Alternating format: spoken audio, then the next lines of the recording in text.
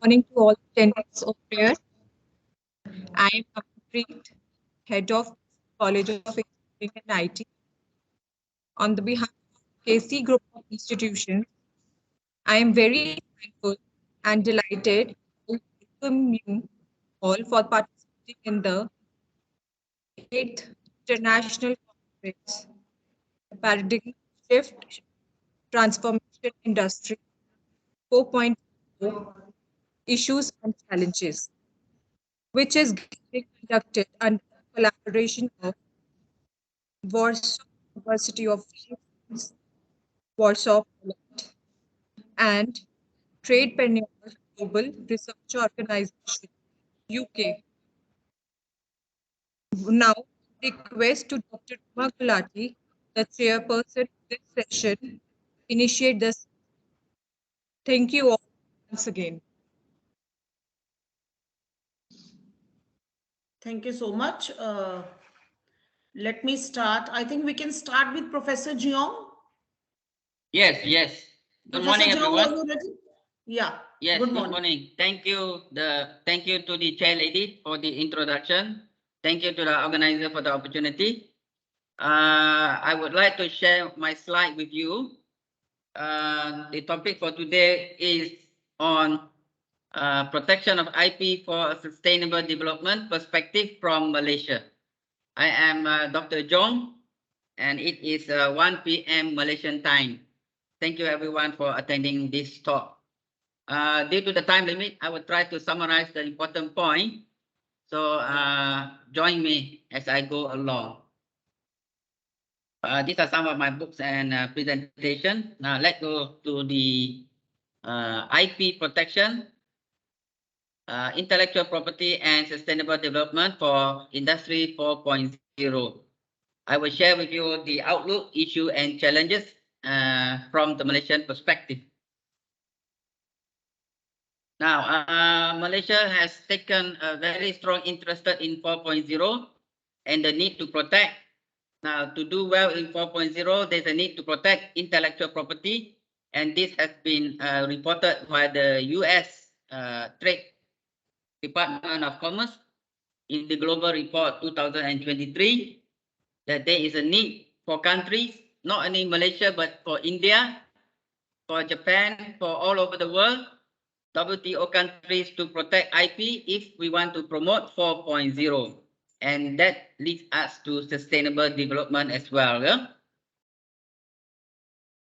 Now, I have also interviewed 3 persons with regards to protection of IP and sustainable development. And Professor Ida has also told me that there is a need to promote technologies, right? To promote technologies. However, many of these technologies are protected by patents, belongs to the private company. So there is a problem on how we can use IP, innovation and invention for sustainable development.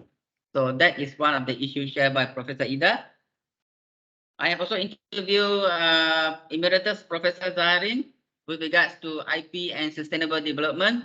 And he told me that we can use the jukebox approach in promoting sustainable development. Jukebox is a plug and play. So that is a concept that he has shared with me. And I would like to share the jukebox with all of you. Right? And this jukebox can be also used to apply in the industry 4.0, where we provide a solution to a problem using the jukebox plug and play. And he told me that this approach can also be applied in all field of UN SDG 17. And I do agree with him. All right, the jukebox approach. I also interviewed Emeritus Professor Koh Keng Liang from the University of Singapore. She told me that the way forward for sustainable development is to understand environmental law and how it impacts the industry 4.0. So according to her, we need to also have a good understanding of the environmental law in order to push sustainable development. That would be from the Singapore and ASEAN perspective. Okay, going forward, I share with you a global approach in 4.0.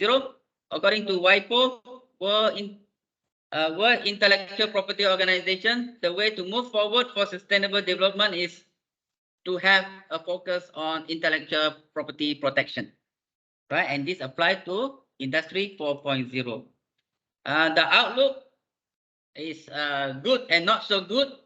This is explained in the United Nations Department of Economic and Social Affairs, right? As far as ASEAN is concerned, the way forward is to see how we can use intellectual property for sustainable development, and there is an action plan that I would like to share with you, right? As far as ASEAN is concerned, right now I did an analysis on ASEAN Charter. Intellectual property and sustainable development is missing, not focused in the 4 strategic goal, and therefore there's a need for us, there's a need for clarity, especially on 4.0.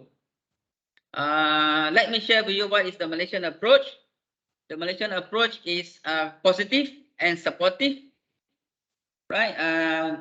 According to the new Ministry of Economy, right, Malaysia has implemented the SDG governance. This is the SDG governance that I would like to share with you from the Ministry of Economy.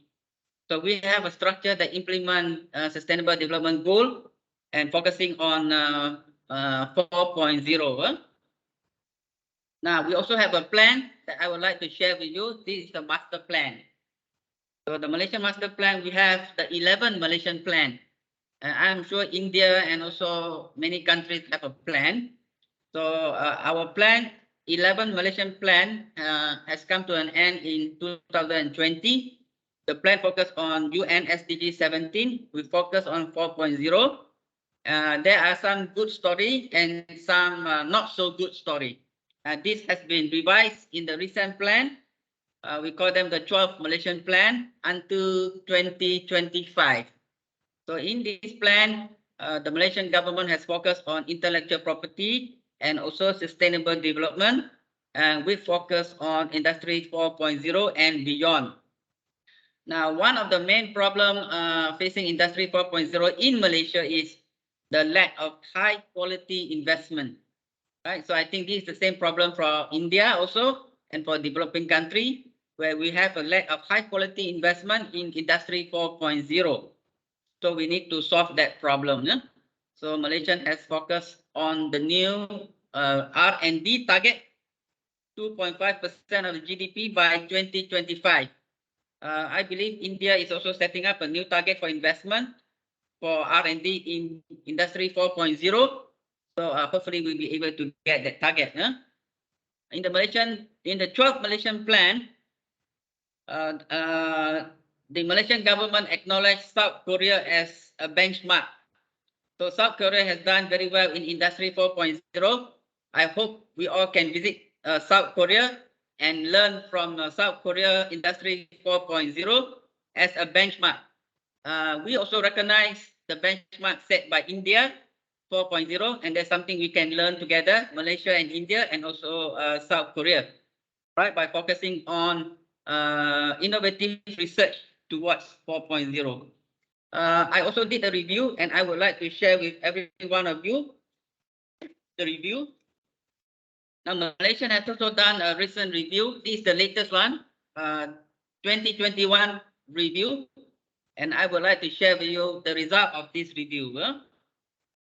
In this review, the Malaysian government has focused on several key targets to achieve 4.0 and sustainable development. Number one is palm oil. Sustainable development focusing on 4.0 palm oil. And I believe India has imported a lot of palm oil from Malaysia, right? So there is palm oil is important for the Indian industry and also for many developing countries. In this review, Malaysia is also focusing on the low carbon city. So if you are coming to Malaysia, welcome to Shah Alam. Shah Alam is a low carbon city, right? The same, and also we are now focusing on how we can develop the government-linked company towards sustainable development. Yeah? So the private sector is being brought in as well to help us. I would like to share with you the framework for sustainable development for 4.0. Right now, this framework has been submitted and recognized by the United Nations Sustainable Development Cooperation Framework. So I would like to share with you the result of this framework. According to this result, the framework recognized there's a need to harmonize industry 4.0 with sustainable development and also research for intellectual for IP, intellectual protection. There are some good story and some not so good story, right? So there is a need to revise how we protect intellectual property for 4.0.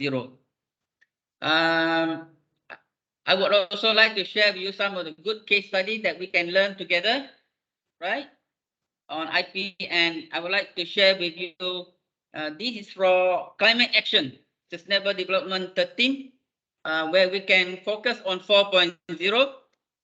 One of the case study that I would like to share with you is the Switzerland approach. Switzerland approach is quite good as far as 4.0 is concerned, right? Reconciling economy and ecology. So according to Switzerland Solar Impulse Foundation, they have identified 1,000 technology that can help protect the environment in a profitable way and also to promote industry 4.0. I think this is a good way where we can also learn from Switzerland. Malaysia is also learning from Switzerland, and I believe this is a good way where we all can harmonize our IP, sustainable development, and industry 4.0. For the corporate sector is also taken into consideration, right? I will share with you what is the Malaysian corporate towards industry 4.0, IP, and SD. Now, according to the Sustainable Development Index 2019, right, Malaysian has done very well, 68 out of 162. I don't know what is the position for India. In the ASEAN region, Malaysia is number 4 after Thailand, Vietnam, and Singapore. So I think we have done quite well, but of course, there's a need to do more. Now, as far as the corporate sector is concerned, I will share with you 2 examples how 4.0 can be promoted. Number 1 is by looking at healthcare and life science. This is from a report from KPMG, which I would like to share with you. Right, focus on healthcare, and how do we do that? Preventive healthcare and environmental sustainable healthcare. So this is where sustainable development, IP, and 4.0 can merge together. In another area is in manufacturing, right? Which I think India is also focusing on manufacturing 4.0. So Malaysia is also focusing on 4.0, how we can merge together sustainable development and industry 4.0. Now for manufacturing, we need to focus on sustainable product. Number 1 and number 2, sustainable production. So this is where we can have a better focus for industry 4.0 so that we can achieve the UN SDG. Finally, I would like to share with you Malaysian great example of solar panel.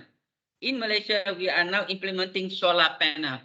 Now, solar panel is very expensive, and industry 4.0 is focusing on this. However, according to the Ministry of Investment Development, solar panel is becoming cheaper, and more people are buying into solar panel. I don't know about Indian cases. I hope India will also use solar panel because the cost is very high. And I hope the industry 4.0 use solar panel as a practical way to go forward for 4.0. I would also like to share with you another example, Malacca as a green city. So we can also develop industry 4.0 using Malacca as an example as a green city. And also lastly, I would like to share with you another good example moving forward, right? According to a report,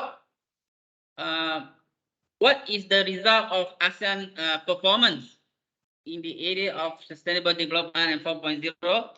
The report mentioned that there are many countries, Southeast Asian countries, many of them are not on track to meet the 17 sustainable development by 2030. So this is a report that I want you all to take a note because it includes Malaysia and India and so on. We can agree or we can disagree, but most importantly, the report share with us one of the challenges that needs to be done is innovation, right? So how we can use innovation in the industry 4.0 to harmonize sustainable development goal and IP. I think the future now forward is looking at 5.0, right? Let us learn from the weaknesses of 4.0 so that we can do better in 5.0. The future of IP and SD is summarized in the recent meeting called the Joint Declaration between Korea and ASEAN countries on IP cooperation. I think India is also looking into this area, how to develop IP, SD, and 4.0. So I hope we all can learn from this meeting, right? So the joint declaration between Korea and ASEAN, right? How we can achieve sustainable development is by focusing on innovation, right? Innovation and to create a good, robust IP ecosystem. With that, I now open the speaker corner for 5.0. Will 2023 provide a better progress for IP and SD? I think yes and no. And finally, if you have any input, you are free to provide your input for the 2023 GSD report, which is promoted by the United Nations, calling for countries to submit inputs for Global Sustainable Development 2023. With that, I end my slide. Thank you to the chair lady. And if there is any question, I'm free to answer your question. Yeah, Professor Jeong, indeed a very wonderful presentation, I would say. I just want to have input. Don't consider it as a question. It is just an input which I require from you. So when you're talking about intellectual property, do you think it is a critical incentive for innovation and creativity with respect to sustainable development goals? Yes, yes, I would believe so. However, there's a need to harmonize. There's a need to harmonize on the need for IP because IP does not promote social community development. So that is the problem with protection of IP. Therefore, there is another group of thoughts. We need to have a social focused IP, social community focused IP, where we develop IP, but we use this IP for development of social community service, focusing on the UN SDG 17. And I believe we can strike a balance. Thank you. Thank you so much. Wonderful, wonderful presentation with respect to Malaysia, and the entire world is looking forward to SDG. Thank you so much, Professor Jeong. Thank you very much. And if you have any questions, feel free to post them to me in the WhatsApp group. And I hope to see you again in 5.0. Definitely, definitely. Thank you so much.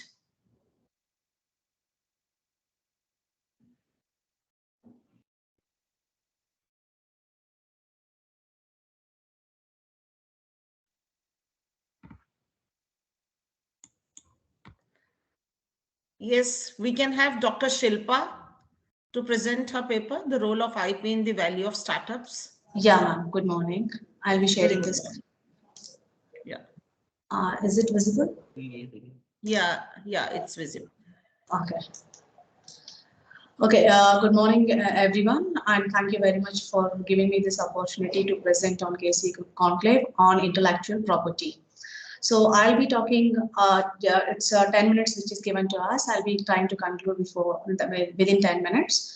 So the topic which has been given to me was, or chosen was the role of IP in the value of the startup. Why startup very important? 2016, our Honorable Prime Minister Narendra Modi started speaking about it's not about the employability, or it's not about people have the youth India, what we call. So to not depend on the jobs, should become an entrepreneur. So Make in India became very popular. So the startups also in India, we have been witnessing so many startups popping up. So at the same time, the ignorance of IP or intellectual property, not ignorance, most of the people have not little knowledge or no knowledge about the importance of IP and the valuation for the startup. So I'll be talking, or I'll be taking you next 10 minutes to understand and the methods and what are the who is the facilitator and how it acts for the startup companies. So I'll also be talking about the introduction and just talk about some of the startups, then basics introduction about the patents, trademarks, what are the components of IP. Then I'll be talking about the methods. Then I'll be slowly taking to you to the facilitator and the website. That's how I'll be taking my presentation for next 10 minutes. So when we are starting a business, one of the most important thing to know about is our intellectual property. Which makes your business unique and gives you a very competitive advantage. So that's a reason what makes a very important for the startup is IP. It gives us a competitive advantage. So to begin with introduction, so India has been a home to many startups, right from the Red Bus to the Zepto. All it has been originated here. With the country youth becoming more techno savvy, the startup market is expected to grow leaps and bounds. So then what is startup? So just I'll be talking about this also. An entity incorporated or registered in India not prior to 5 years with an annual turnover not exceeding 25 crores rupees in any preceding financial years and working towards the innovation, development and commercialization of the new product, processes or services driven by technology or any other form of intellectual property will be deemed to be a startup.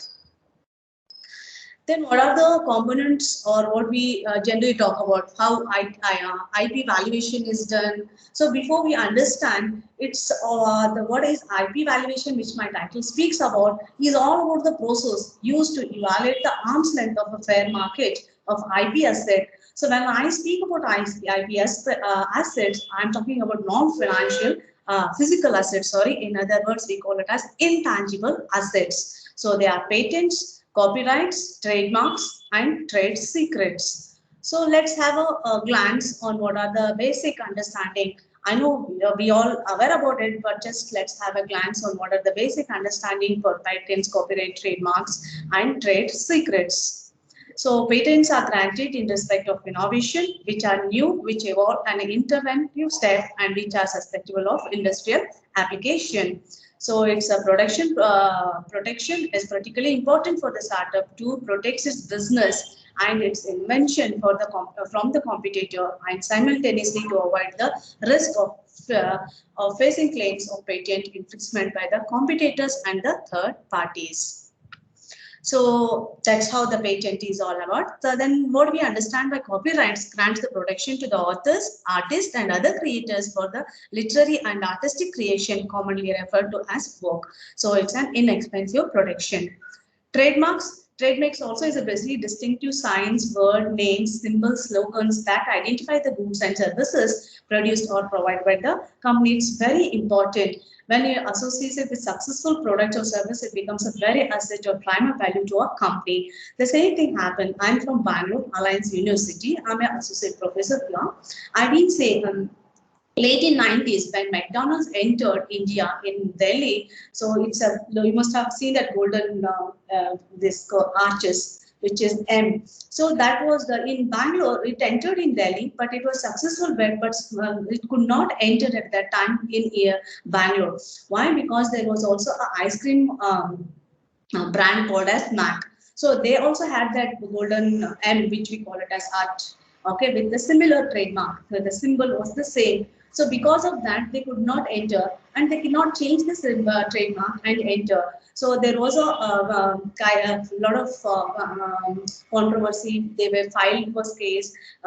These people also filed a case that McDonald's is using our M and they wanted this M back, the golden arch what we talk about. So it went on. Later we saw McDonald's entering in India. So I just wanted to say that how trademark also is very important for the business and especially for the startups. It's very important to protect themselves from and it becomes a recognition which lies in the minds of the customers. Then trade secrets, business information, technological know-how, ideas, new products, information about the customer finance, etc. It is all about the trade secrets. Example, high-tech areas including customer leads, database which I'm talking about, source code, semiconductor manufacturing, etc. All can be their trade secrets. But in spite of this, there are some specific issues. Before I get to what is IP valuation, I'll be just speaking about the issues what we generally face. Okay, the failure of license for IP developed by the founder or by the contractor lead to the legal disputes. Then lack of strategy for the patent protection of product and services, a careful choice of trademark, then error in licensing, use of trade sectors or other IP from previous employees, and open source software which we generally have these days. So these are some of the issues which fail to protect any of this IP intellectual properties. So these are the basic understanding, a background, introduction which I gave. Now coming back to my topic, what is IP valuation? We just start about this, which I already said that it's a process used to evaluate the arm's length of the fair market value of IP assets. So it's an intangible asset, that is the product of the company's work or reputation. It might be a patented or non-patentable product, services, or a trademark, copyright, or brand name. So in short, intellectual property is a category of non-physical assets that are protected by the law from unauthorized use. It is a unique creation of a company, and through intangible, it is often a significant driver of the value within a company. We all know, so IP value, when we also calculate, it's always a greater. So buying Coca-Cola company is easier, but buying the brand name Coke or Coke brand Coca-Cola is much more valued in the market. So the importance of valuation. Then why intellectual property valuation becomes more important? So if IP is often considered one of the most important assets of startup company, it can take many forms, indulging all this which I have spoken about. So each type of IP can offer different protection and benefits for the startup companies. For example, patent can provide exclusive rights to an invention or process which can be highly valuable.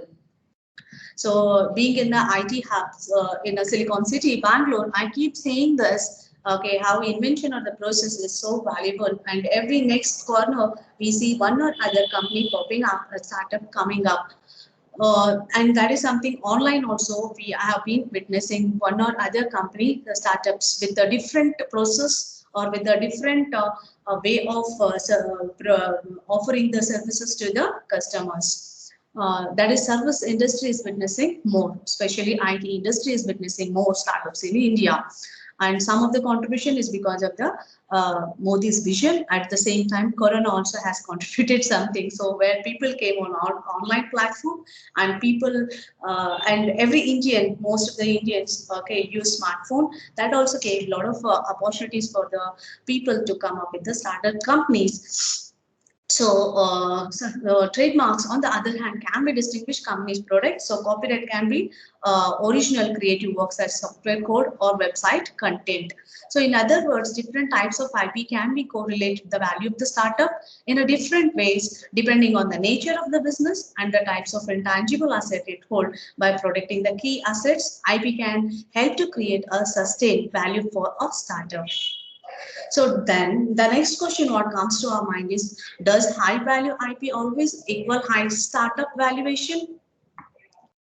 Okay, in the world of startups, if IP often has a valuable commodity, after all, it's the foundation on which many companies are built. But does high value IP always equate with the high startup valuation? That's not necessarily, but in that case, but it doesn't mean that IP valuation is not important.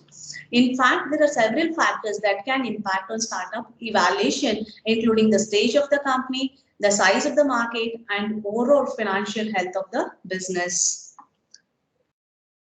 That's not to say that IP not important, but it's just a piece of puzzle when it comes to startup valuation.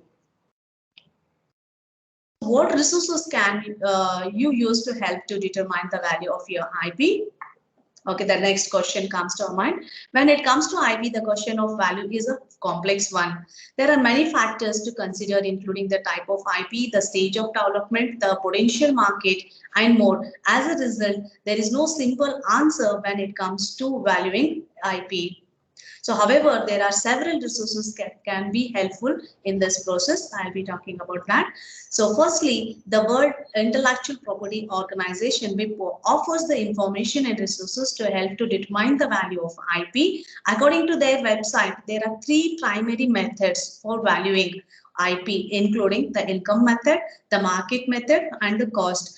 As the word itself is signifying the income, how much it is generating, and what is the market value, and what is the cost. So based on that, the valuation of the IP is done.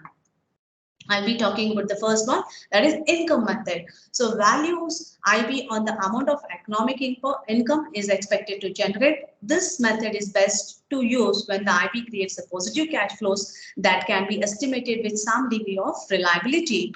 So market compares to the actual price paid, the transfer of rights as similar IP assets under the comparable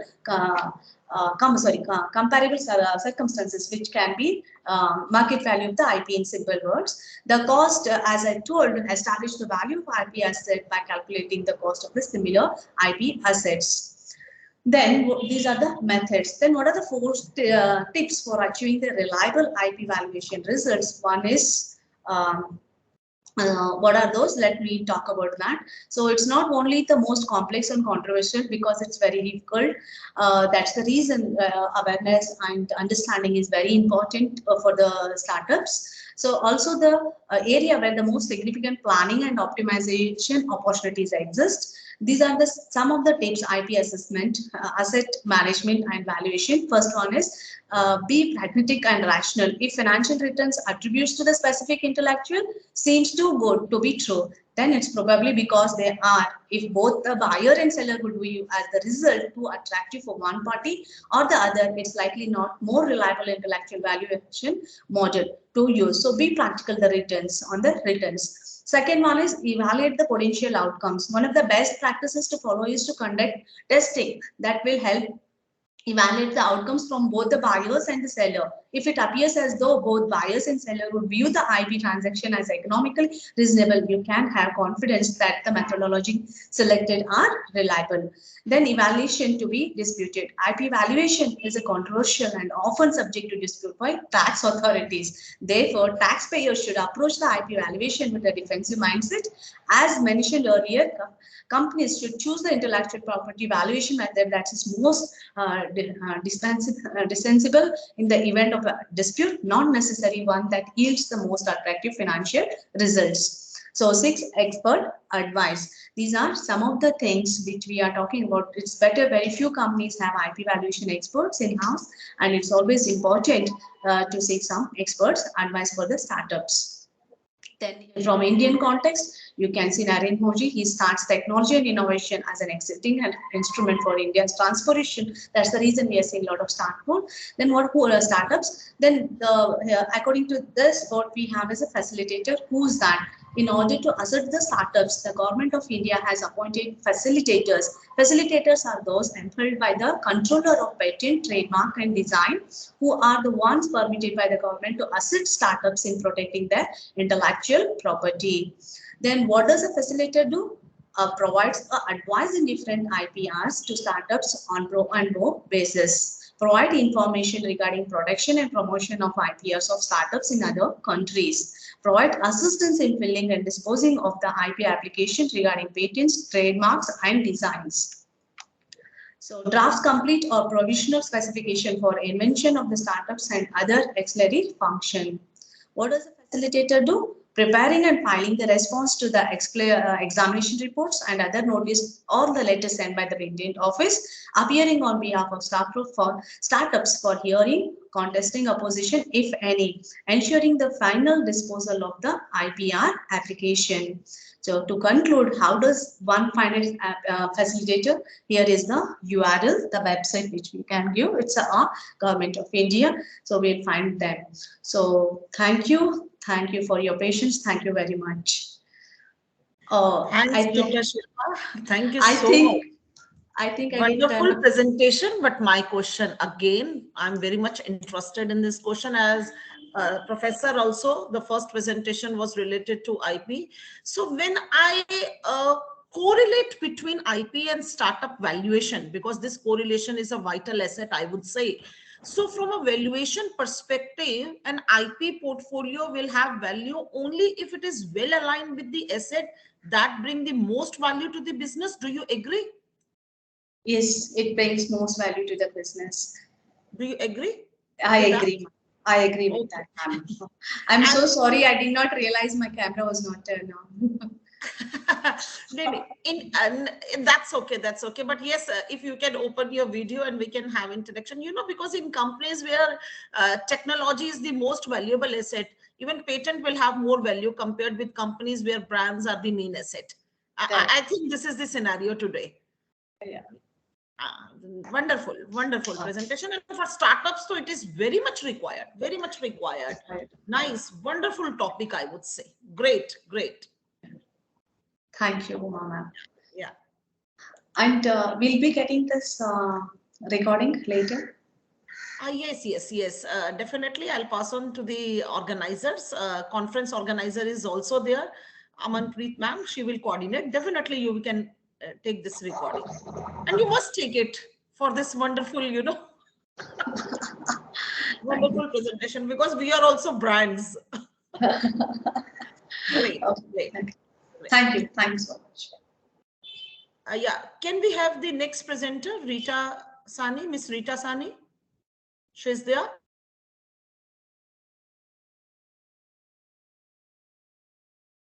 Can we call Rita Sani ma'am? She's there, ready for the presentation.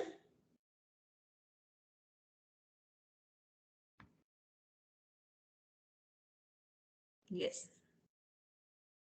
You're not audible. Audible. Kindly check your mic. Please check Unmute. your mic. Ma'am, I think she has to unmute herself. Yeah. Okay. Good morning. Yes, yes, yes. Now you're audible. So I start. Yes.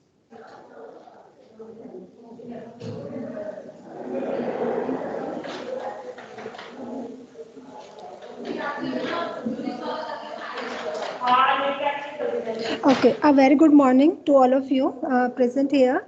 Uh, Myself, Rita Sani, that is Associate Professor of the Shirdi Bhumi Institute of Education, Science and Technology, Dehradun. And today I present my presentation on the topic that is significances of anemia screening devices in healthcare services. Okay, this is the content. As we first start with the anemia. What is the anemia? As we know that anemia affects a third of the world's population and contributes to increased morbidity and mortality and decreased work productivity and impaired neurological development. And if we are understanding anemia's varied and complex etiology, it is crucial for the developing effective interventions. So that we can say that about 40% of the pregnant women and the 42% of the children are anemic. And anemia is related to the decrease in the number of the healthy red blood cells and availability of the hemoglobin, as we consider the hemoglobin because it is the major component of the red blood cells which binds to the oxygen, and it works to transport the oxygen to each and every part of our body. And other function of the hemoglobin is it also transportation of the carbon dioxide back to the lungs.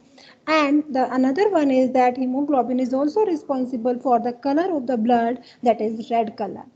Okay, so now we start hemoglobin determination. As we know that the hemoglobin is directly related to the oxygen carrying capacity of the blood, because one molecule of the heme carry the attached with the four oxygen molecules, and indirectly it connected with the four iron molecule. Okay, so in this case, anemia caused by the iron deficiency has a very high prevalence in the developing countries in Africa and Asia. So this is the table in which I distinguished the age and the hemoglobin level. What should it be? Okay, that is first. That is, if we consider the children below the 5-year age, the hemoglobin level should be greater than 11. And if we consider the children from 5 to 11 years of the age, it should be equal to or greater than 11.5. And above the 12 to 14 year of age, the hemoglobin level should be greater than 12. And if we consider the non-pregnant woman, it should be above 12, and pregnant woman it should be above 11, and in the case of man it should be more than 13. Okay, now we consider about the causes of the anemia. The first cause of the anemia is the blood loss. It may be internal or external. And the second major cause of the anemia is the nutritional deficiency. That is, nutrition deficiency means if you are not taking the good food, and that is the green vegetables or that, so you cannot find out the full amount of the that required body you are required, that is a folate and vitamin B12 and iron. And there is a immunological or non-immunological hemolysis that causes the destruction of the red blood cells. And in case of cancer, if the patient the bone marrow replacements, and it also cause of the anemia. And some infections also cause the anemia, that is if we consider the malaria case, and if we consider the viral infections also cause the uh, anemia. And toxicity. Toxicity also the major cause. If you have toxicity from some any drug or any other foreign particles. And stem cells, or and the last one, or the major cause of the anemia is the sickle cell anemia, that is the hereditary cause of the anemia. And if we consider about the anemia, how to find out the patient has the anemic. Okay, the first major symptom is the fatigue, tiredness. A patient always feel tired, tired, and shortness of the breath, dizziness and headache, cold hands and feet, pale skin or chest pain. These are the some symptoms of the anemia. And if we consider, that is the major role, that is the treatment of anemia. The first one is the consumption of the iron rich food. If we consider iron rich food in our meal, so we can by self treat the anemia. Okay, it may consider red meal, fish, seafood, nuts, pulses, beans, brown rice, leafy green vegetables, and dark chocolates, etc.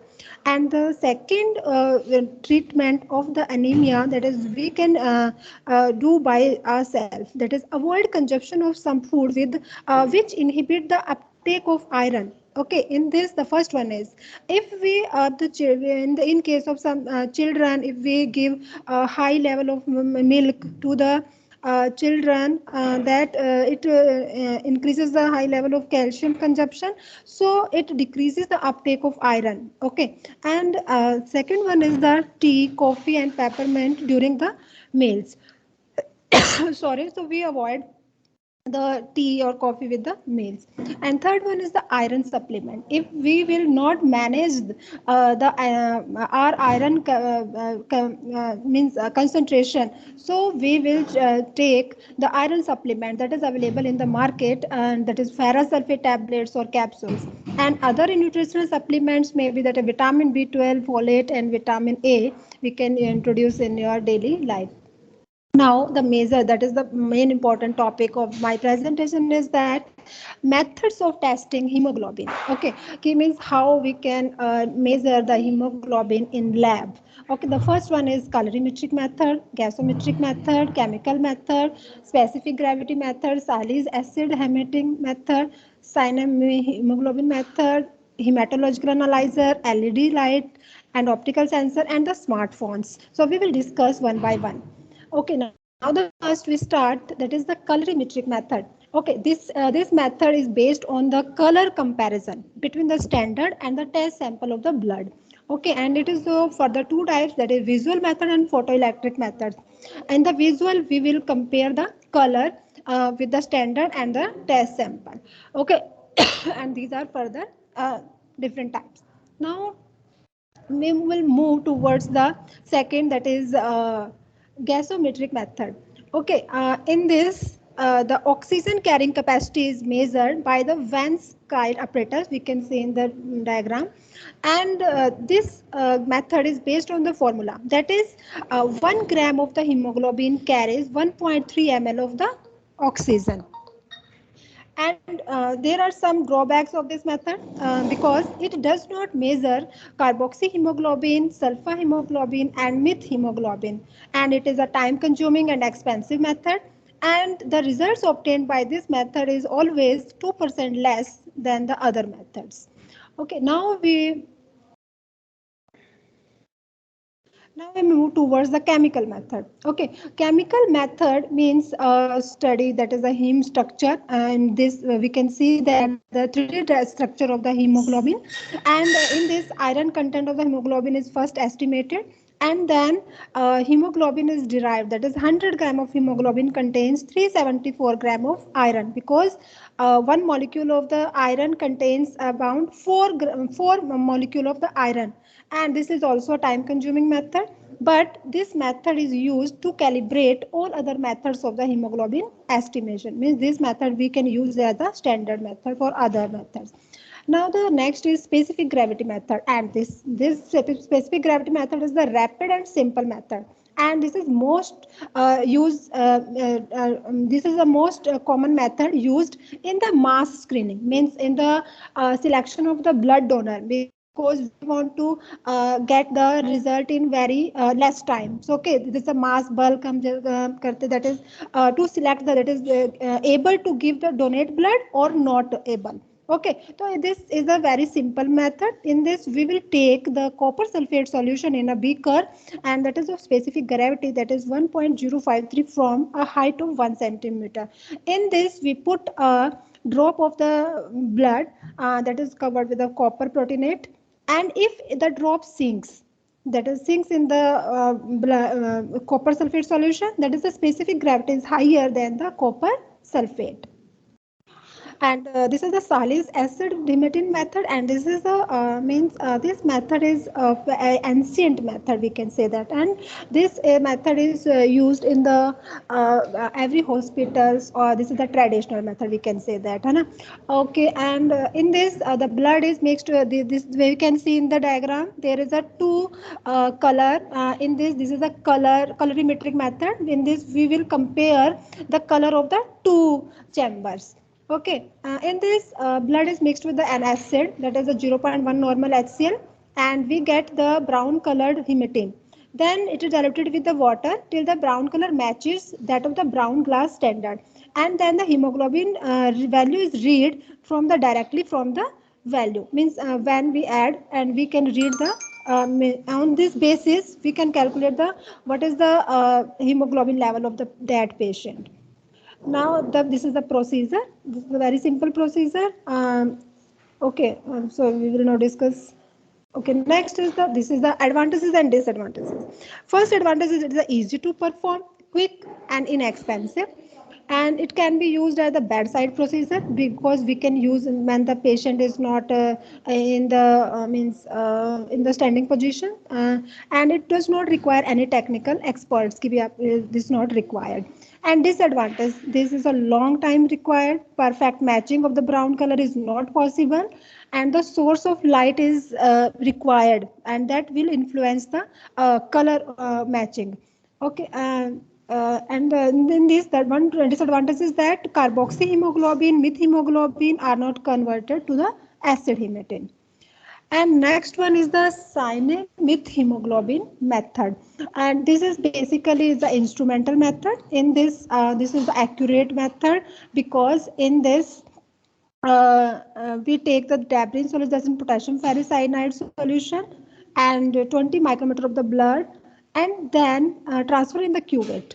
And when we and after the cuvette, we check the absorbance. That is, it is based on the UV spectrophotometric method. In this, absorbance of the complex is measured.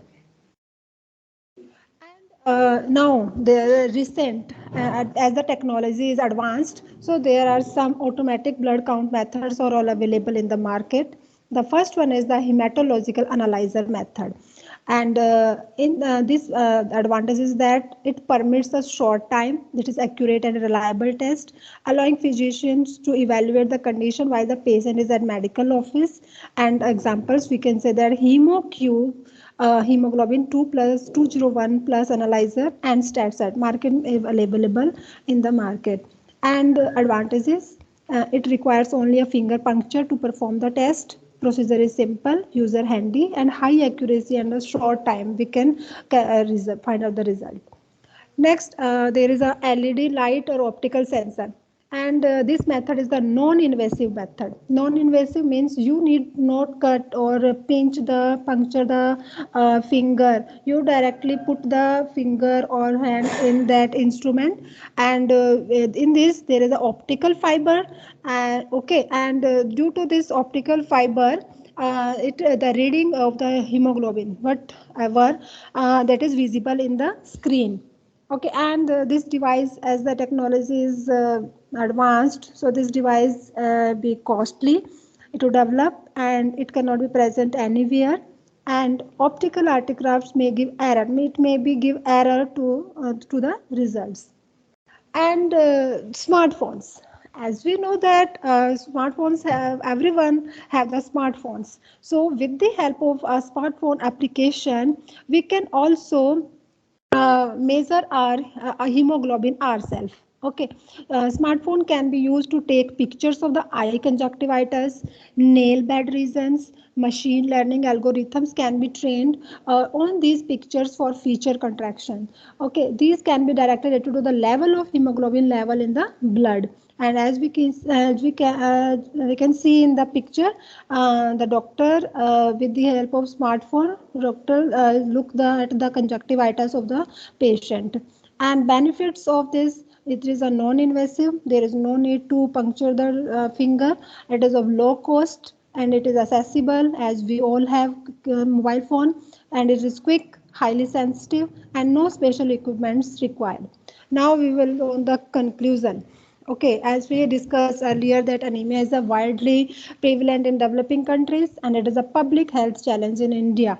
Hemoglobin assessment is a reliable indicator for the anemia screening, and there are multiple techniques or different applications are available, and it relies that there are multiple techniques for hemoglobin. So we need a method which is quick, valid, and reliable to is need to detect the anemia. Okay, and direct cyanometric method, that is the in which we check the absorbance of the sample. So this is the gold standard. Okay, but in the now we will observe that HemoQ method is the choice of the initial screening because it is reliable, portable, and quick results we can get. Okay, and so we will move on the further. That is due to the poor sitting and the training we need. Okay, and thank you very much. Thank you. These are the some references that I have used. Thank you very much for your patience. Great, great. I think this can be of interest to everyone because anemia is such a thing. But definitely, not as a session chair. I have a very different question, related to this Yes, anemia. ma'am. I mean, do you think India, because India is a potential market, so which devices are more popular, non-invasive or invasive? Ma'am, for the hospitals purposes, the invasive methods are very common, and Mhm. non-invasive methods are for self purposes or for the advance. If the patient is not in considering that means they have fear that is the puncture or this, then non-invasive method is applicable, ma'am. But don't you think so? Industry should work on non-invasive method because everybody would like to have this, a really Yes. very easy way of. Haha. Yes, ma'am. Yes, definitely. That is in the market, the non-invasive method. We will work on the non-invasive methods. That's why. Uh, And one more question. You have talked about so many devices. So which mm, one is cost effective? And second question, which is reliable? This is again, I'm telling you, not as a chairperson, but this is of my interest because I have been facing this hemoglobin problem. yes, yes, So yes, which one ma'am. is cost effective? Yeah, Yes, yeah. ma'am. The cost-effective method is the Sahli's color method. That is Okay. cost-effective is Sahli's color. That is color comparison. That is Mhm. more cost-effective and but more reliable and quickly Ah, accessible. That is HemoQ. okay, that is more reliable. Yes, yes, more reliable HemoQ because in this, this is the instrument is very small. That is the mobile phone or the handy, and in this Mhm. just puncture the finger and just put on that on the reading will blink. reading is Okay, visible great. on the screen. Yes, Has yes. research also proved this, that this is the most reliable method? Yes, ma'am, definitely. Okay, great, great, Rita ma'am, great. Really wonderful work. Thank, Yeah. thank you, Thank you ma'am. so Thank you much. very much. Thank you so much. Can we have the next presenter? Dr. Shalini Arora. Hello, ma'am. Shaina. Okay, okay, Shaina. Shaina Arora. Yes. Okay. Yes, Yeah, yes, ma'am. please, please. Very good morning. Yeah, Very good morning, ma'am. please start. Let me just share my screen.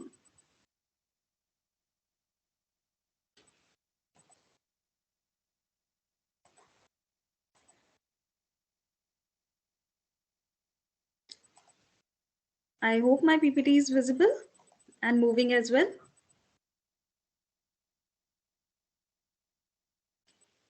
Yes, it is very much visible. You can start.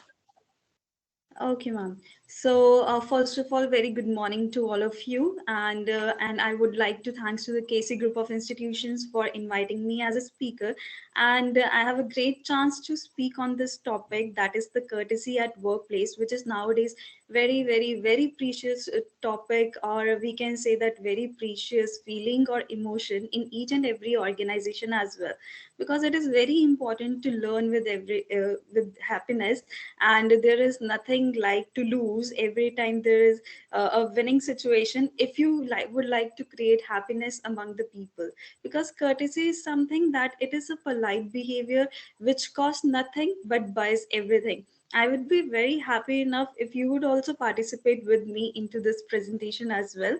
I just want to ask you some of the questions that do you have good manners, or do you think that you are polite to the people at your workplace?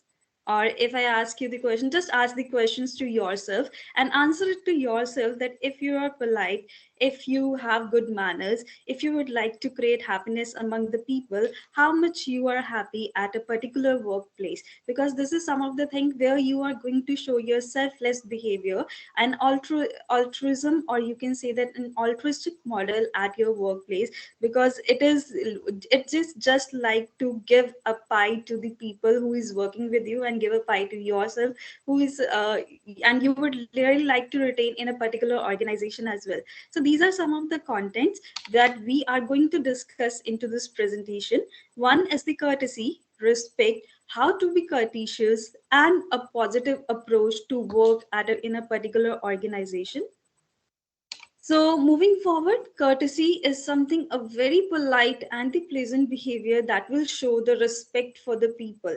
Without respect, there is no courtesy. Without courtesy, there is no respect at all. Both will go hand in hand. So, courtesy, here I have attached one picture which is written here, that is, courtesy begins with me. If you are courteous enough, because you are the one who is going to take the initiative for yourself. If I ask you to stand up and talk to each other, or if I ask you to choose any person and talk, right, you would like to talk to that person who is going to take the initiative to talk with you, right? So that means we need to take the initiative for ourselves. If you are going to be courteous enough with the people, you are going to check the personal issues of your co-workers as well who is working with you. They will also try to make you feel comfortable and help you to retain in the particular organization, which we can call it as the perceived organizational support, which will help you to improve your performance into the organization and improve your inner self as well. And it will also increase the motivation, which means to wake up your inner urge, how you will be waking up your inner urge to have a respectful behavior into the organization. So courtesy and respect both will go hand in hand. It is just the kind of the standard behavior at a workplace, regardless of role, rank, stress, circumstances, no matter at which role you are, no matter what kind of the ranking you are having, if you are having the courtesy within you, people would like to approach you as the part of their inner self as well. But if you're not having the courtesy with you, people will not respect you at all. So there is, I think, there is no use of this kind of the roles or ranks if you're not having a courteous behavior towards the persons who are with you, at least into one organization. So courtesy is treating the others with kindness and tact. So coming towards this, there is also one quote that is given by the Saint Basil, that is, a tree is known by its fruit, a man by his deeds. A good deed is never lost, and he who sows the courtesy reaps the friendship, and he who sows the plants kindness gathers love. You will get everything, you will automatically get a fruit of the thing if you are very courteous to the people. So what is a workplace courtesy? Workplace courtesy is something that if you know how to thank the people, if you know how to please the people, if you know that how to help the other people, you are having definitely two hands, but with your two hands, how you can help the number of the people, and it will bring a smile on their faces as well. Definitely they would like to approach you, because if you're not having the solution towards the thing, you can just provide them your help, you can provide them with the alternatives, so that you will also feel that yes, in this way also you would like to be treated as well, right? So demonstrating workplace courtesies, it's not about simply being nice, it's about the effect you have on your colleagues and on your workplace. Here I would like to recognize this with the affective events theory, which will bring emotions into the people, that how people would like to behave in the organization with their emotions and the feelings. Definitely if you're having a good feeling for the other person, they will have the good emotions for you as well. If I talk about the performances into the organization, performance is the property, right? When performance is the property of the organization, we can say that courtesy is also the part of the organization. Behavior is something that what people do, but when you are into the performances, this is the outcome of what people do. If you are good enough, you will get the good outcome as well. So what can be the results of the workplace courtesy? That there will be a productive workplace, pleasant workplace, creative workplace, helpful, happy, healthy workplace for each and everyone. What the persons want, if they will be getting everything at a particular workplace. You can see in this picture, one lady is having definitely only two hands, but there, if you are trying to help each and everyone, definitely it will be a good thing for the organization as well. So you just need to follow this golden rule, that being courteous, and you need to follow the business etiquette. So the golden rule is the principle of ethics that says you should treat others as you would like to be treated. Definitely, when you are unsure about how to respond in a particular given situation, you think how you will react to that particular situation. You can say right away, just I am currently available, or I am currently not available. This simple line will also affect the emotions and the feelings of the people. If you will be saying that I'm sorry, I can't help you, this is the kind of the negative side you are showing. If you can instead of this, you can also say that I will definitely try to help you out of this situation, whether you know the solution or whether you don't know. Definitely, but this will really help in bringing up the emotions of the other people and helping them to retain into the particular area. So, respect, it is something, the feeling that you have when you admire or have a high opinion of something or somebody or something. So, it is always a two-way street. If you are helping the person, if you are respecting the other person will definitely respect you out. This will also create the expectations among the people, but you should never leave your side alone. So respect at workplace, what is respect at workplace? Basically, it works as a glue that will hold the team and the organizations very together. So respect is an attitude of honoring the ourselves and others as a possible value, that how you care the people with the dignity, how you will be showing the respect and courtesy with your words, with your tone of the voice as well. When we will live respectfully, we are the source of grace in the world. Everyone would like to approach you. Everyone will say that, yes, I would like to approach that particular person because he will help me, right? So everyone will think a kind of this selfish behavior as well. But if you will show a selfless behavior, that means without expecting anything into the return, this will make you a different personality as well. Next term here comes with the thoughtfulness. Thoughtfulness is something that how you are thinking, how you are guiding the people. If I say, thank you for listening to me patiently, like everyone is saying after completing their presentation, thank you for listening to me very patiently. Thank you for your support. Thank you for everything that you did. That means these all are the thoughtfulness that you are supporting the other person into their content, into their presentations as well. This is also a kind of kindness. That thoughtfulness is the kindness guided by the empathy. It is giving the importance to the people's need. Now everyone wants that you will help them. If my need is to get something from you and you are really providing it with the kindness, it will really offer, it is the kind of the offering the help to the other person. So we should pay a careful attention to their likes and the dislikes and do the things that will give the other person a happiness. So there are some of the tips to be courteous and to your co-workers as well. To say good morning, say thank you if you're meeting the other person, show the mutual respect, be volunteer for the situations, be a good cubicle neighbor, promote effective communication as well, be birthday conscious sometimes, and make each moment count so that other person will not regret that why he or she was with you. Next and last thing here is the positive approach. How you can be positive, which is a very important thing to be into the organization. It is the kind of the sportsmanship attitude, right? It is the kind of the citizenship behavior that you are doing into the organization, right? So a positive mindset will always bring the positive things. You can find the positivity into the darkest things as well. Now think, if I ask you that what is the perception of, what is your perception about the color black? If you think of black, what you will think? Many, I'm very sure many people will say darkness. Many people say it's very classy color, right? So it is something that how you will be bringing out the positivity into the darkest things as well. So first of all, respect for self is very important. Respect for others, then you will respect for the others. Responsibility for all of your actions, that means you will be responsible for your actions. If you think positive, positive things will happen to you. If you think negative, negative things will happen to you. In the starting of the presentation, I say one line that there is nothing like to lose. Every time you win or you learn, basically when you learn also, this is also a kind of positive approach.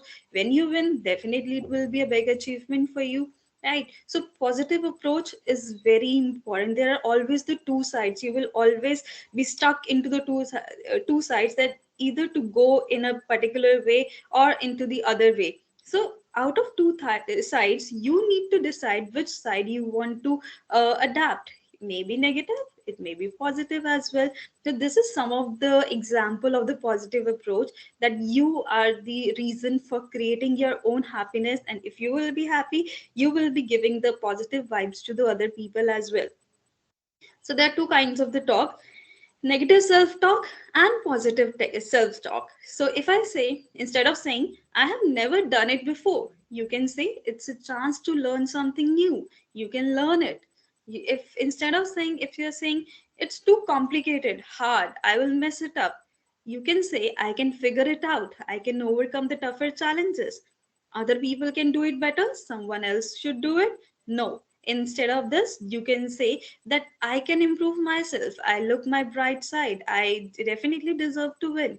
I don't have time, resources, and experiences. Instead of this, you can say you are very resourceful.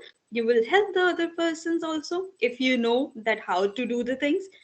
If instead of saying it won't work, you can say I will come up with an answer. I will try to find out the solutions for the things. I tried it before and didn't succeed. It looks very stressful, right? Instead of this, you can say, I enjoy adapting and growing with the change. I am not good enough. No, you can say, yes, I will always trust myself to succeed.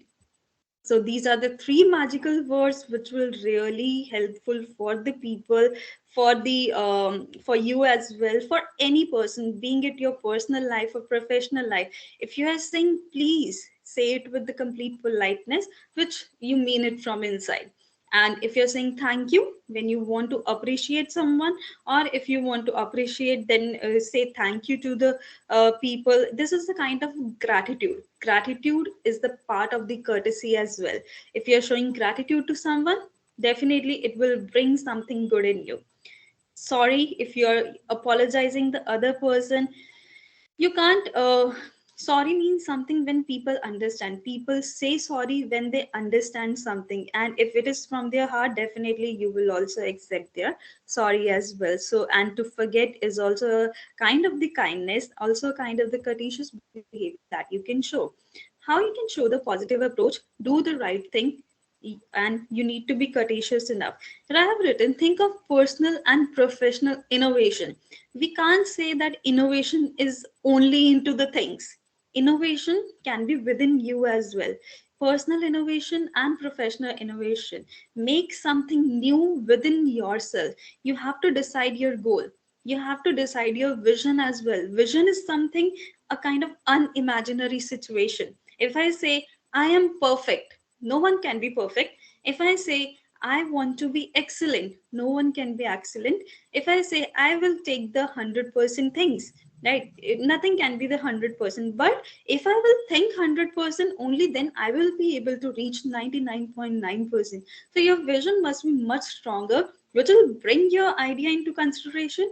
And you, if you will be working up with the team, you will definitely get the success. If you will keep on thinking individually, you will not get the success at all. So teamwork is very important for bringing your personal and the professional innovation. So you need to take the decisions very wisely. If the slide is visible to you, can anyone of you read the slide for me? Your Yes. slide is not visible. I mean, the slides are not moving. We are stuck at the first slide only. Okay, okay, okay, okay. So may I share it again? Just wait a second. Mhm.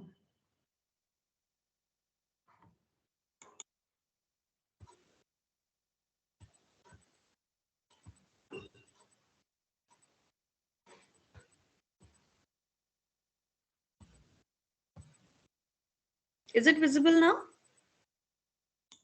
Yes, yes. Now it is visible. Yeah. Okay. So sorry, I haven't realized that it is not moving. No problem. No problem. Yeah.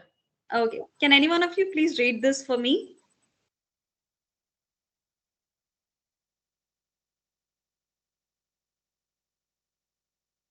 Anyone? Yellow, black, yellow, orange, orange, green, purple, green, blue, red, red, yellow. Okay, okay. So have you read the first line, that look at the chart below and say the color, not the word? Now, can Yes, you read yes, it? yes, yes, yes. Okay, You need to green. say the color, not the word. Okay, okay. Green, yellow, blue, black. Okay. Then blue, black, orange, orange. Previously you were reading it so fast, Yes, but yes, now you are reading it with difficulty, right? You know the yes. reason why? Because your brain is keep on reading the word that is written here, that is yellow, orange, blue. You can read it very fast, right? But if I ask you to say the color, it will bring you a little bit difficulty. That means you will always be confused into the two things. You need to take the decisions very wisely. Your right brain will say something else, your left brain will say something else. So that depends on you, how you will decide and how you will be taking the things very seriously about taking the decisions, that how you will be taking up the things, and how you want to be courteous or not, you want to be positive or not, because everything is having its two sides, that you need to decide that which side you want to go actually, right? So courtesy at workplace is something that it is not only the footwear, not only the footwears you need to wear, you need to wear the courtesy into your attitude as well, into your gratitude as well when you're stepping out of your home, because it will, if you're making it a way of your life, it will really help you a lot in living your life as well. So it costs nothing but buys everything. There are some of the quotes that we must be courteous to a man as we are in a picture, which we are willing to give the advantage of the good light as well. You will be able to provide the good lights, right? If my PPT was not moving, I just want to show you all the slides if it is visible now, right? So this is some of the discussion about the courtesy which you need to bring into you. So thank you so much. I hope it is the insightful for you. Yeah, yeah, absolutely. And great, China, because this is something which we all require, whether we are working in corporate or, in Yes, academy. definitely. Yes, yes. Flies with honey rather than, vinegar. Yeah, great. But I Definitely. have one question. I have one question because you have covered almost all Yes. aspects of courtesy. What do you say about appearance count? Do you think that is Uh, also part of courtesy? Yes, ma'am. Appearance very much counts because it is also the part of your personality. I told you that basically behavior is something, courtesy is a kind of behavior. Behavior is something what people do, and how, what outcome you will be getting, that depends on your behavior, because behavior is the property of the performance that you are doing actually. So yes, it definitely counts. And one more thing, because a lot many organizations are seeing employees who are always enrolled in drama. I would say. So, what is your comment on negativity is a morale buzzkill? What do you say? Actually, negativity is in every organization. That's why I'm saying that it depends on you. There are two thoughts. There is one question I can also see in the box, that how you can focus on the positive thoughts into your life. Basically, you always have the two things into your mind. One is negative. Like I have shown you one slide where I have shown you the negative self-talk and positive self-talk. This is one of the activity that you can do with yourself, right? Instead of going negative, you can go positive. If you don't know how to do the thing, suppose if I say that I don't know how to use the software, a particular software, right? You can say I can learn this software. I can ask anyone who can help me out to learn out this software. So negativity is everywhere. We cannot remove the negativity out, but we can bring some kind of courtesy among us, that yes, we should not mind the people, what people are saying. We always need to go on the positive sides, because do not select the, suppose you just have the, think that you will have only two options, one is negative, one is positive. Always go on the positive side, never go on the negative side. So it will definitely help you out. Great, great. Thank you so much, doctor. Thank you so much. Yeah, Thank you so much, ma'am. yes, great.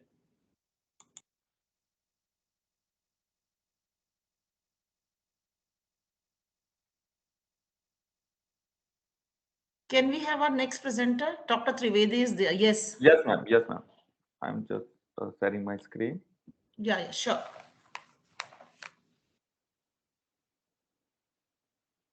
Yes. My screen is visible. Yes, sir, it is visible. You can start. Okay, Yeah. okay, okay. Good morning to everyone. That my topic is that green, a comparison of the green buying habit of millennial, baby boomers, and Generation Z. So basically, the topic is all about the green marketing and all about the green consumer. Okay, while any kind of the person, if there is a millennial, if there is a baby boomer, or if there is a Generation Z, so what kind of the basically they will find about the any kind of the product, how they are going to buy any specific product. So the new type of consumer known as the green consumer. Before that, there is a number of different kind of the consumer. They will purchase the specific thing and they will not check any kind of the green thing is are there in the product or not. But in today's scenario, the generation is completely changed. The green consumer is increasing preoccupied with minimizing their environment impact when making purchase and using any kind of the product. So this means doing things like turning off light and air condition when not in use, carrying grocery home in reusable bag in other similar practice. Because as per the generation is changing, people are more concerned about their green thing. They want to purchase the eco-friendly product. They want to purchase the green consumer. They want to become, so they don't want to that making a purchase like this is the thing. And even there is a light is on, then they will switch off everything. So day by day the green consumer is increasing. So it is important to do research into authenticity of the product claim origin, knowing the environment, support labeling option like if there is a green thing they will whenever they are going to purchase, so which kind of the product they are using, which kind of the product they are manufacturing, so which kind of the product they are using in the manufacturing process. So these are the things which need more concern with environment conservation and may therefore be more likely to use non-destructive items. So it has social significance and is likely connected to being extremely eco-friendly. It highlights and recommended safe item and C4 phrase avenue to mitigate the world's growing temperature. And they are more concerned about the temperature, they are more concerned about the world environment. So there is the correlation between the amount of information you have and the quality of your decision. And this is especially true in the context of the green consumer, seeing the most accurate data possible to help them determine which brand of the product and service are the best for specific the eco-friendly product. Why they are using this kind of the product. So it is important to do research into authenticity of the product claim origin, knowing the environment, support labeling option like if there is a green is mentioned, if the carbon there is mentioned or not. So in one which way to take into account the source and transition two key factors in the products of carbon dioxide. So individual value are their core belief which shape their demeanor of the any kind of the eco-conscious shopper. So the concept of green marketing has only recently emerged. For green business, sustainability is all about the bottom line. Green marketing, like any other types of marketing, has an impact on every facet of operation. Investing in environment friendly practice may cost more at first, but they ultimately save money. So more concern about the environment support labeling option like if there is a green is mentioned,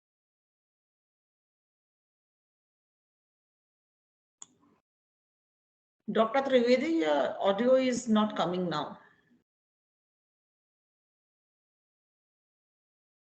are the things which need more concern with environment support labeling option like if there is a green is mentioned, if there is a green thing they will whenever they are going to purchase. So it is important to do research into authenticity of the product claim origin, knowing the environment. So what is baby boomers? Baby boomer means born between 1946 and 1964. That generation we can call baby boomer, and generation Z is all about the where between 1997 and 2012. So those people we can call generation Z.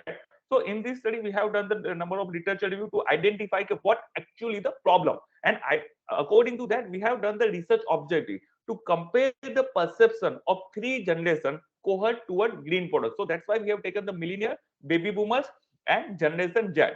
So to analyze the demographic variable of the respondent and green product buying behavior, we have this is our objective. So in this research study, researcher had the employee a combination of secondary and primary research methods. So the primary survey to analyze the perception of different generation regarding the green product, which kind of the product they are using, which kind of the green thing they will whenever they are going to purchase, so which kind of thing they are concerned more about that. So while the literature study helped to deal more deeply in the topic, so the study mainly involves the 75 people from the city of Ahmedabad, Gujarat in India. So the survey has solicited a response from the total 75 people, including 25 from each of the following generations. So millennial, that is the 25, that is 25, someone who was born between 1981 and 1996. Baby boomer, that is also someone 25, the born between 1946 and 1964, and generation Z were born between 1997 and 2012. So there are total 75 sample size that we have taken to check the survey of the people. So this is the generation cohort versus perception toward green product. What actually they will generation, what actually their perception while purchasing any kind of the green product. So basically identify will graph the hypothesis stage. Do you believe green products are not easily available in all stores? So basically, so identify through this graph. So the above table so that significance level is 0.0 for all the parameters. Here you can say the significance level of the 0.00. So all the parameters. So the null hypothesis is rejected for all cases. This means that consumer believe green products are not readily available in all stores. Environment availability is still low in the Ahmedabad city, Gujarat. So consumers are willing to pay more for green product. So consumer buy green product because of their superior quality, and consumer are happy with the quality of green product, but they are not easily available in their specific near store. For that they have to pay more, or maybe they want to purchase the online because they are not easily available in their available in their nearest store. So after that, if we that analyze the demographic variable versus green product awareness, so that we have identified that specifically in light of the data in preceding table, it can be inferred that respondent gender significantly affect the level of knowledge regarding the advantage of eco-friendly goods. The respondent understanding the advantage also green product was also significantly correlated with the respondent and their family structure because of the green product. So after the analysis of this specific survey, the discussion it will be still going on. So theoretical activities of this research are provided according to study on consumer solicitation and social intelligence. Consumer of the same generation tend to hold views that are distant from those held by those of subsequent generation. So finding from this study corroborate the conceptual argument presented in the consumer solicitation literature, which state that various generations display various degree of predictability with regard to personal and social standard and attitude about the benefit of company. So testing this conceptual model based on the theory of consumer solicitation yielded evidence of significant change in green perception and purchase intention across generations. So through generation that is changing. And the last, if we'll talk about the conclusion, the younger generation, especially generation Z and Y, have been shown to be more ecological sensitive and friendly in numerous studies. Researchers conclude that people over the age of 50 are more likely to buy from environmental conscious business and have a higher level of awareness for the personal and social norm of green consumption. Furthermore, earlier study indicated that one generation is not a key element in market segmentation in green marketing due to the convoluted nature of green purchasing decisions. So when it comes to the planet, green marketing can't be ignored. In addition, there is a current movement toward preferring eco-friendly goods and leading healthier lifestyle, both of which lessen our impact on the planet. Business need to catch on the current green marketing trend and focus on green marketing ecological friendly products because of the significant influence this has on health of our planet. The study of green marketing is also important since it explains how business convince consumer to switch to greener product and why those who don't care about the environment, they are also nowadays they are more conscious about the environment, because even number of the company also doing the advertisement for economical prominence. This thing is including the green thing. So they each and everything they are including in their specific green marketing. So companies also doing the marketing specific for the green marketing concept. Even the advertisement also nowadays using the green marketing concept. So what actually the scope of further study? So effective marketing tactic across generation. If we talk about the millennial, if we talk about the baby boomer, if we talk about the generation Z, so across gender is one of the most fruitful area for future study. Examining how social media affect people of different age would be fascinating new topic of research. Consumer in rural and urban area can have the perspective compared, because nowadays the each and everything will be social media. So that will be in future study that is possible, that in how because of the social media it will be affect that specific generation to purchase any green product because of the social media influence. Number of the people will buy the specific green product because of the influence, because of the something. So that should be a that we can call that is scope of further study. So this side for my side. Thank you so much for everyone. Thank you, Dr. Trivedi. Thank you so much. I have two questions. You have applied Yes, one ma'am. sample test. Yes, ma'am. One sample t test. So you had the mean of specific value of mean, which we use in SPSS. Like, what is the reason of applying one sample test? Because ma'am, that our sample size is very low. That's why we have applied the one sample t test, because that is only 75. So that's why we have applied those tests. So one sample t-test requires a specific value of mean also, which is to be incorporated in SPSS. So did you had that value? Ma'am, those values, yes, I have done through that SPSS. Mhm. The screen is visible. Okay, no problem. Just tell Okay. me what can be the marketing implication of your study? What So can be the basically, marketing implication of your study? marketing English is all about the people are more concerned about the green product. They are more concerned about the green consumer, because nowadays what will be happen, the as per the generation changes, they are more concerned about the world, that we can call, they're more concerned of the eco-friendly product. They want to use the eco-friendly product, they want to use different, even nowadays people are also, because the plastic is banned in our specific city, so they are more concerned about the eco-friendly products. So that's why they are nowadays they are concerning about the eco-friendly and each and everything. And as per the generation changing, this thing is happening in day by day. Okay, okay. Thank you so much, doctor. Thank you so much. Thank you, ma'am. Thank you so much. Yeah.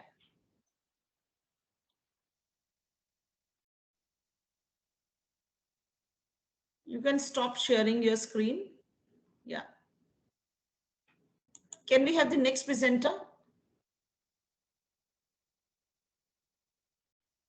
Hi, good morning. Can you hear me? Yeah, I'm able to hear you.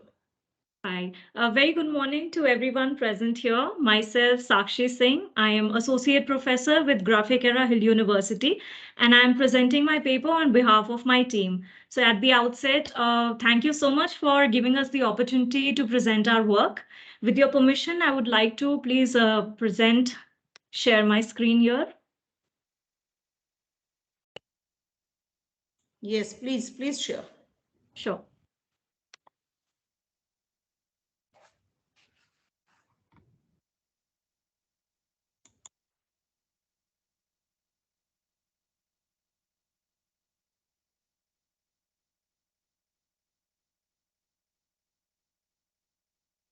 Yes, can you see my screen, ma'am? No, not yet. Once again, I'll just do it again. Yeah, please do it.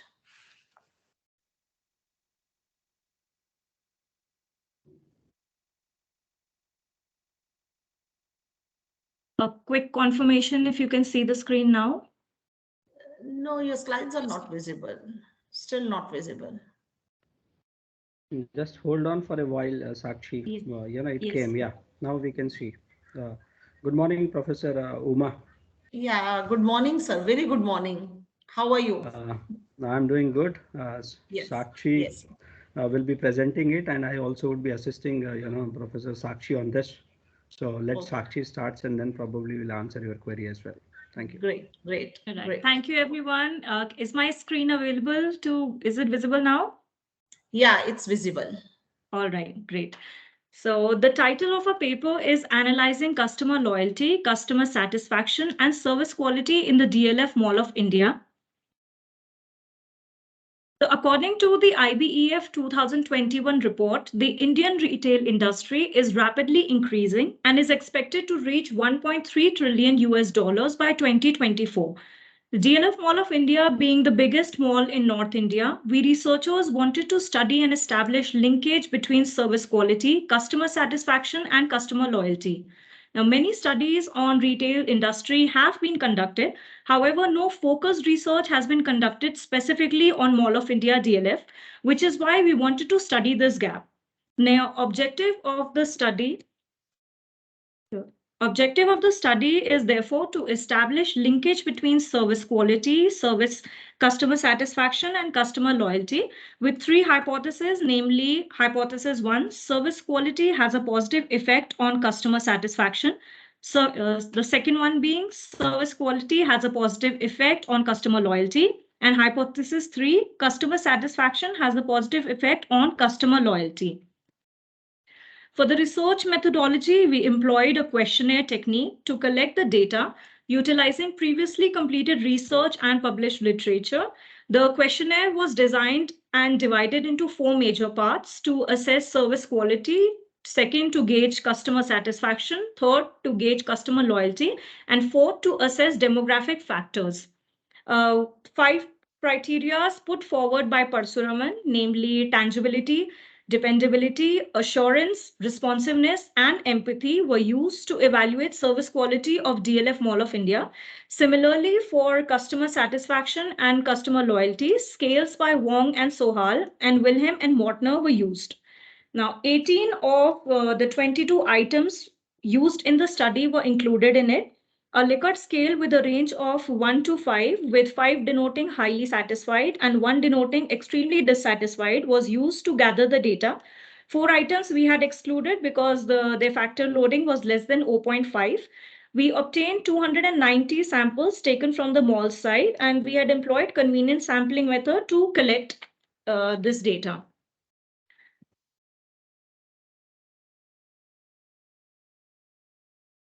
Okay, so before testing the conceptual framework, exploratory factor analysis was done. And 3 factors were analyzed. Conceptual framework in the form of a triangle was used where service quality, customer loyalty, and customer satisfaction were taken into consideration. To establish the relationship, we used structural equation modeling. Therefore, both exploratory component analysis and confirmatory factor analysis were used to test the hypothesis. Now, discussing the data analysis and interpretation, it was found that 29.31% of the sample population was above the age of 30, followed by 25.86% falling in the age bracket of 31 to 35 years. Talking about the gender, 57.59% were found to be males and female comprising of the 42.41%. In terms of profession, 56.55% belonged to the business class category and remaining 43.45% were from the service class strata. Likewise, for the family income aspect, 15.86% were above the bracket of more than 25 lakh per annum. Coming to the confirmatory factor analysis and measurement model analysis, to test the hypothesis, validity and reliability of the constructs were analyzed. The validity and reliability were found greater than 0.7. Further, measurement model analysis was done and the variables which had factor loading less than 0.65 were removed from the study. The factor loading value are shown here in the next slide. So this slide talks about the factor loading of service quality. Likewise for customer loyalty and customer satisfaction. Coming to now to the hypothesis results. Sorry, Sakshi. Yes, sir. Can I take from yes, here? Sir. Okay. Yes, sir. Sure, please. Okay, so as Sakshi stated, ma'am, we basically have taken 3 components. One side we talked about service quality, one side customer satisfaction, customer loyalty, and in relation to all these things, their scales were being picked from the several scales. One, as she stated and mentioned about Parshuraman, like that Wang and Sohal and all that. And as she stated, that exploratory factor analysis was done. Just we wanted to cross check it out before we actually enter and do the structural equation modeling analysis. And therefore, when we did the analysis, taking these 3 variables and considered it as trio in the form of a triangle, the resultant output came out to be positive by nature. So we state over here that service quality has a significant or positive effect it on customer satisfaction. Likewise, service quality has a positive effect it on customer loyalty, and customer satisfaction leads to customer loyalty, which is a common thing and which again has been proved by several people that loyalty comes only through satisfaction. So it is something which is already existing out. Only the thing that we are emphasizing out is that that the DLF Mall of India should look forward to emphasize more in terms of service quality. The higher the services that they keep on giving it, I think in the times to come, they would be increasing their market presence and market share. So if you look this structural equation modeling, which is there in front of you, it very specifically says the beta value it has as customer satisfaction has a beta value of 0.78 to customer loyalty. Again, service quality to customer satisfaction is 0.65. So by and large, what we are trying to say is that the higher the services, the higher the loyalty, the higher the satisfaction, the higher the loyalty, the more the business which is going to be there. So they have to figure out what else that can be given it to the consumer, because with respect to time, the whole demographic change, the demographic taste and preferences are changing. So in the times to come, they also have to figure out the different types of services so that they can give it, not only from the product side but from the human side as well. On this note, we would like to wrap up. Thank you. Great. I just have one question. If we talk about service quality dimensions and customer loyalty with respect to whatever DLF study you have done, which service dimension has a direct effect on customer loyalty? Responsiveness. Okay, responsiveness.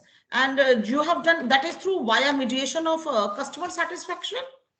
We have not done the mediation analysis. Okay, you have not done the mediation, huh? We have not done the mediation analysis. Okay, okay, So okay. we You could have not have done had done it. That is the future scope that we carry. That Absolutely. I think that can be done. Yes, yeah, I mean, that is that our can be future scope. direction for further work, that you can study the responsiveness, which affects directly customer loyalty via mediation of customer satisfaction. Yeah, that can be done. Yeah, That great, we will great. take. Thank you so We much. will take. Thank you so much. Okay. Thank you, Dr. Amit. Thank you, Dr. Sakshi. Yeah.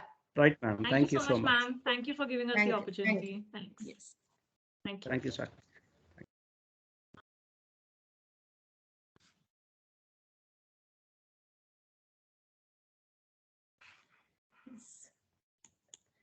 Can we have the next presenter?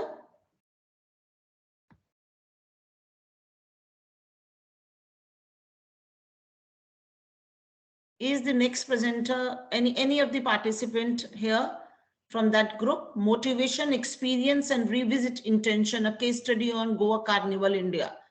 The subject sounds to be very interesting. Nobody is there? Okay, let us move to the next presentation. Dr. Altaf Yusuf, Dr. Vandana Raghav. Anybody is there? An empirical study on correlation of the factors of the perception, service delivery, and patient satisfaction. Next presenter is Kapil Khattar and Jitendra Soni, digital marketing, a challenge in the current times. Is Mr. Kapil there?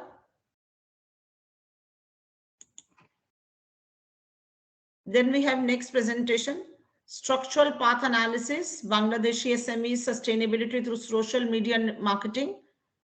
Muhammad Ibrahim, Binoy Chaudhary, and Dr. Haq. Next, we have the advancing use of fintech services among Indian adults. Dr. Renu Sharma, Trishali Khanna, and Shikha Mehmi.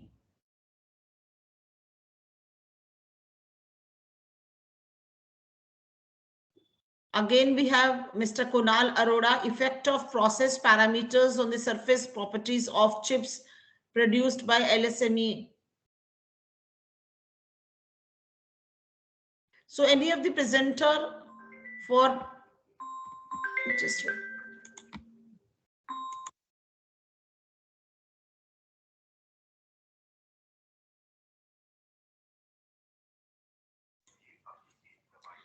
Is somebody from organizing team present?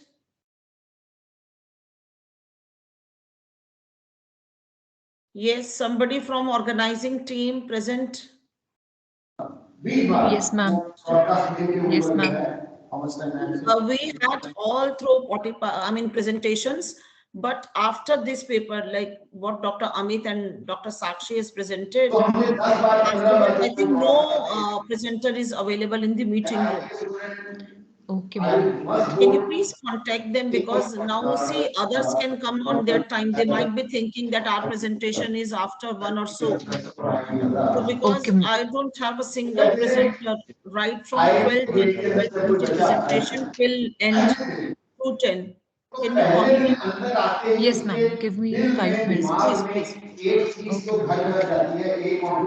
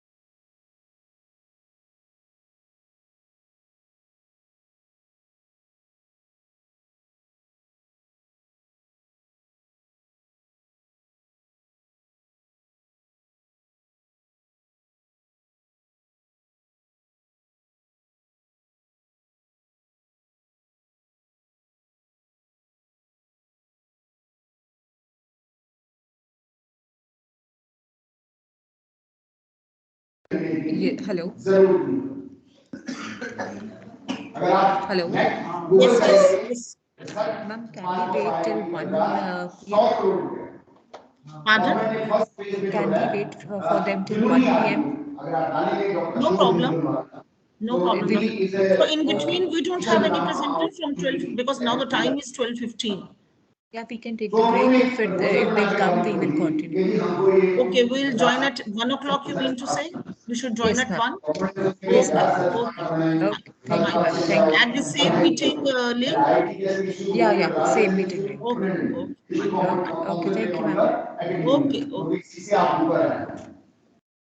You will not believe